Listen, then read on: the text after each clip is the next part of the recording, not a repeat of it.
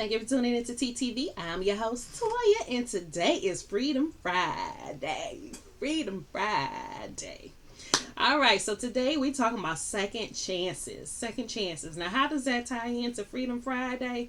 Well, sometimes you need to give second chances to free your own self up, okay, for your benefit of you and not somebody else. But we're going to get into that. But before we do, I got a couple of things I'm going to ask of you. One is please like, subscribe, and share. If you get anything out of this content, please share with the other people that you know, love, and care about, because they can get something out of it as well. The second thing is check out the links down below. It is Christmas time and you need to get those gifts for people. So check out the links down below for my book Tease collection. It's a collection of short stories, poems, a couple of songs in there. And I do believe Amazon has it discounted right now. So check out the link down below for that. Also, for Young Living, they are essential oil company, best in the business. They do not sponsor me, but I am a distributor for them. And they have a lot of great products on there, especially if you're trying to remove the interaction of chemicals into your household. They have different products you can use with the essential oils for like cleaning your house, cleaning your vegetables, fragrance your house, like this different smells and things, as well as the spiritual aspect of a lot of those essential oils. So they have a lot of sets and kits and bundles and things like that on the site. So check them out because they will make great gifts for people during this time. And let's get into it. So we talking about second chances. So most people, when you hear second chances, you're thinking about somebody who did something extraordinarily bad. Okay, something really, really negative, and now they need you're supposed to give them a second chance at life, second chance to do things differently to make up for the mistakes that they made in their life. Well, second chances aren't just for that.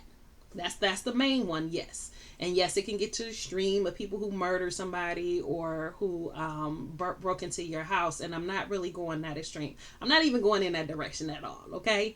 All right. My ancestors taking me to a different direction as far as how I'm communicating this with you guys. So when I'm talking about second chances, I'm talking about in life. So we tend, as people, we tend to see people in a manner.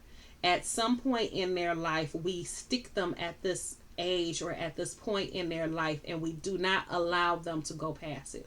We do not allow their growth or their changes or the person that they have become to go beyond what we remember at whatever designated point in time. Using myself, I would say my family is probably stuck on me in my teenage years in my 20s.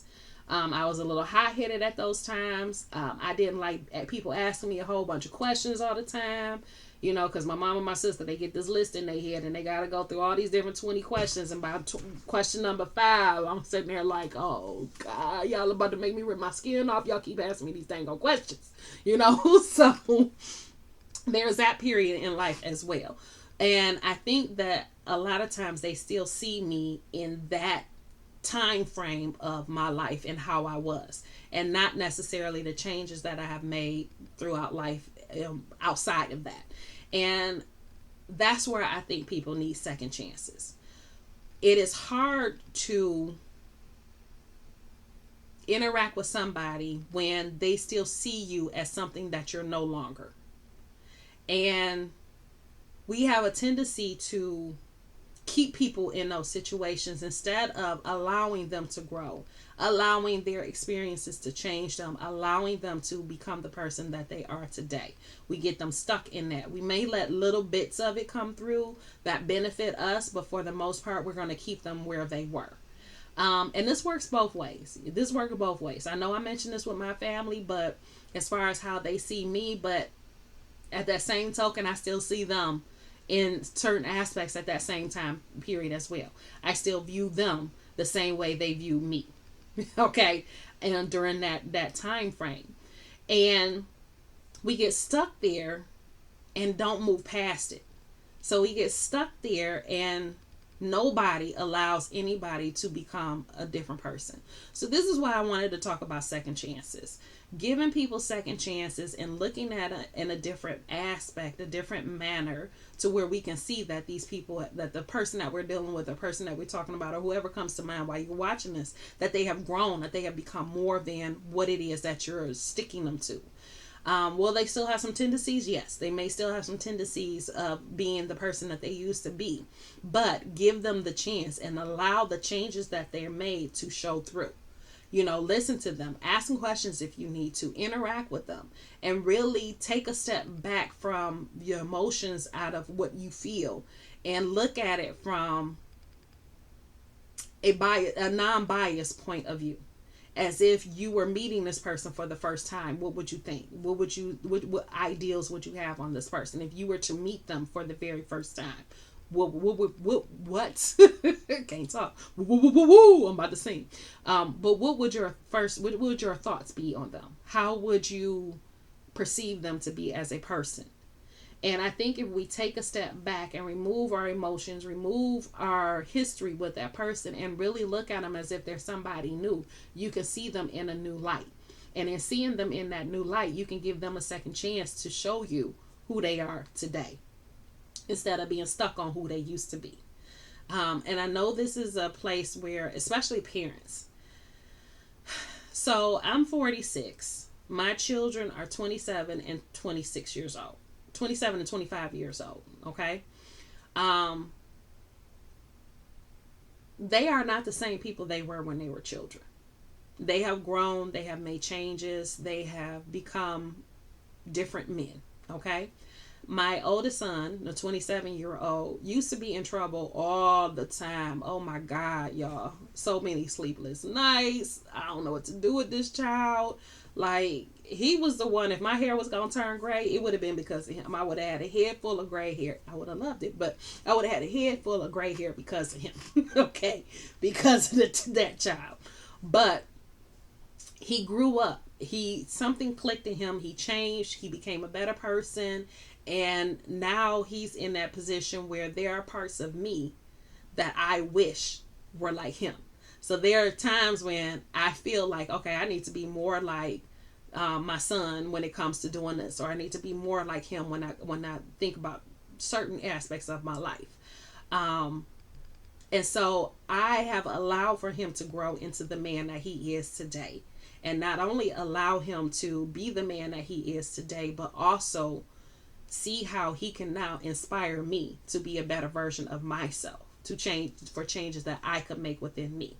Okay.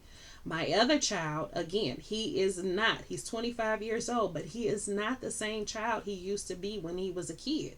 He is a grown man now. And there are certain things that he wants and that he's striving for in life, which that protectiveness of me as a mother is like, listen here, like playing certain things that my child ain't gonna experience. But at the same token, I have to step back and allow him to be the man that he is now, to make those changes and to grow and do for himself. Okay, to be the man that he needs to be. Even if he's doing stuff that I don't approve of, it's for him. The fact that he is standing up and saying, this is what I want, this is what I'm doing, and he's going out there and he's making it happen, that's a beautiful thing. So can I still treat him like he was when he was 6 years old? No, he is not that same little kid that was sitting there mixing milk and pop and water at the kitchen table, spilling it all over the place with his brother. And yes, that actually did happen. That was during I call it my narcoleptic stage in life, where I was so tired because I got so little sleep. I got like maybe 4 or 5 hours of sleep a day, and that was broken. So it wasn't even a consistent 5 or 6, 4 or 5 hours. It was literally broken sleep, like 2 hours here, hour here, 2 hours here, like broken. And so I happened to get up because they were supposed to be asleep. I wake up and they in the kitchen. They done got the milk jug, the pop bottles, and they just pouring stuff back, and it's a mess in the kitchen. So are they the same kids that's doing stupid stuff like that? Well, they do other dumb stuff now.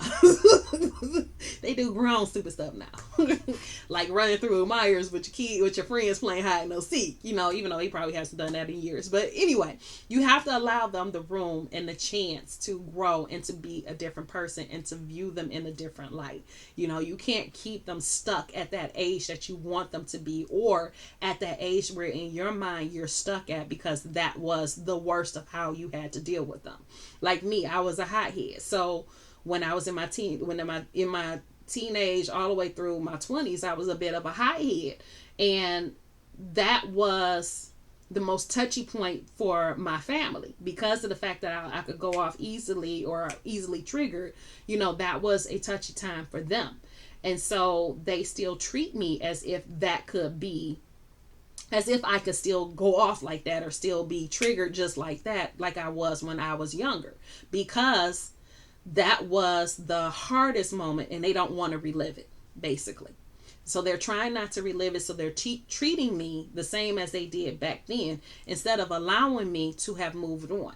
They treat some of my reactions and my responses the same as they did back then, because they don't want to relive that time and because they're trying to stay away from it. So they think, or they have it stuck in their head, that I'm going to react now the same way I did back then. And so this is where I'm saying that we need to allow for second chances. You need to allow for people to grow and to be different people. They are not the same as they were at whatever phase that you're stuck on them being.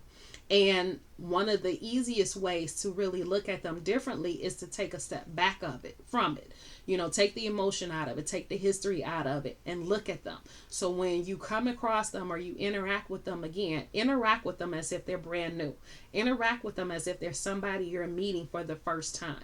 Watch them, listen to them, interact with them, ask them questions, have a conversation with them, and you'll be able to see how they have changed if you're able to look at them as a brand new person, somebody you've never met before.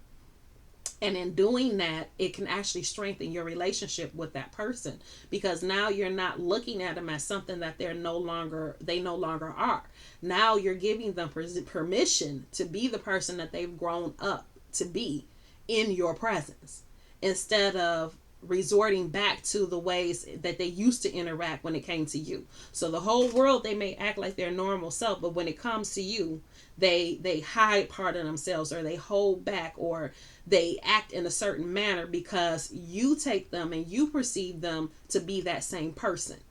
And so they have to resort to acting as they did back at that time, because that's what you're telling them.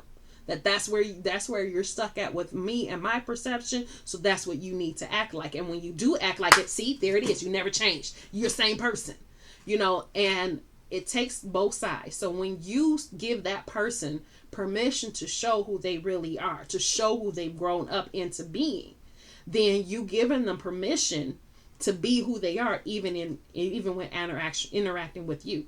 It's almost like you're telling them, like, I see that you are a different person now. I see that you are not the same person you were, that I've been treating you like all along. So go ahead and be who you really are.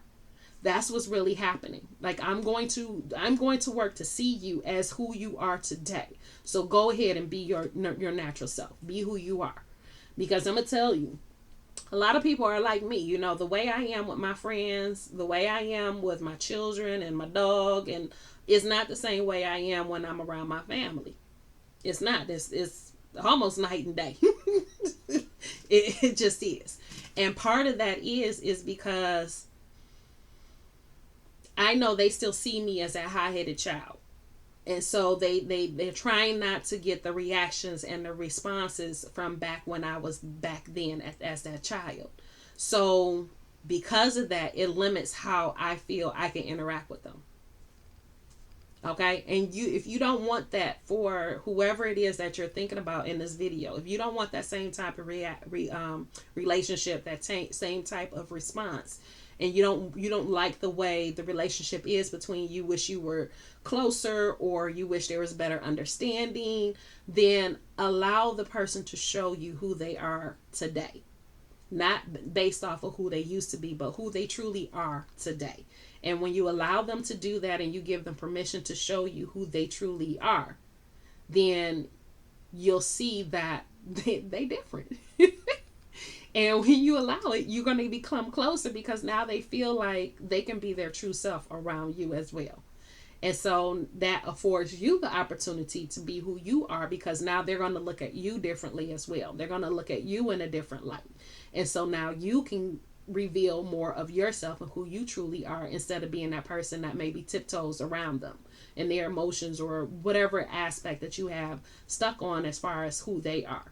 So it allows you to more freedom as well of being who you truly are as well at the same process. So anyway, I think this video is long enough because after a while you just start babbling. So I don't want to get to that point where I'm just babbling. So again, that second chances. And again, if you got anything out of it, please like, subscribe, and share it with those you know, love, and care about. Okay, because if you get something out of it, chances are they will as well, and they deserve that aspect of it as well. So I love you, and I'll talk to you tomorrow.